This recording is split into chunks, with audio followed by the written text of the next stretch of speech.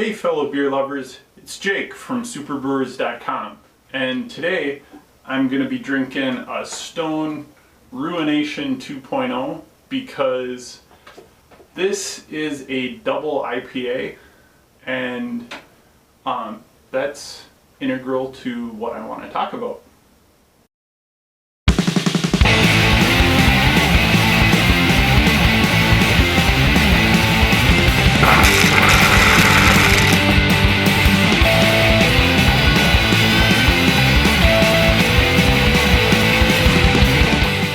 So, let's get this open.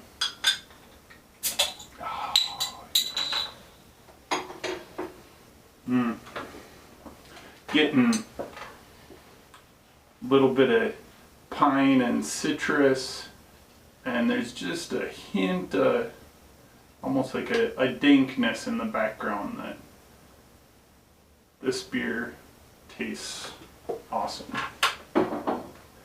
But there we go. See the clear? I can actually see the camera through the beer. That's pretty awesome. But anyway, what I wanted to talk about is I was listening to a podcast a couple weeks ago, and they were debating about what the difference between a double IPA and an Imperial IPA is.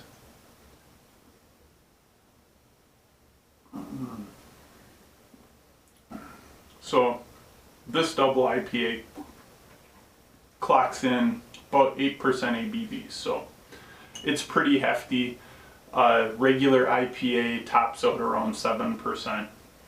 And during the discussion in this other podcast, they were saying that basically a double IPA is you take an IPA and you just double everything. So you end up with twice as much alcohol and twice as many hops and twice the IBUs. And so a double IPA is just a doubled IPA, was the argument one person was making. And then Imperial IPA is just a stronger IPA. Well, personally, my opinion is that a double IPA and an Imperial IPA is actually just a semantics problem for the same beer. So the reason that I say this is if somebody writes Imperial IPA quickly, they're not actually going to write out the word Imperial. They're going to write out IPA. So there's two I's and then a PA. So I have a different video that I'm going to put in right here. Alright, here I am by a county road sign, and I'm hoping this will illustrate some of my theory behind why double IPA is misinterpreted. This is a county road near where I live. The sign for it has two letters on it, and when I first moved into the area, I would call this County Road DD. And after living here for a while, I picked up the local custom, and it's actually County Road Double D, which is funny for a completely different reason. But that is why I think the argument for whether it's double IPA or Imperial IPA is completely misunderstood. I think the double I is actually because if you write Imperial IPA and you shorten it even further, it becomes IIPA, and hence double hyphen IPA. So that's my thought. Going back to my opinion, for whatever it's worth, I mean, everybody's got one, right?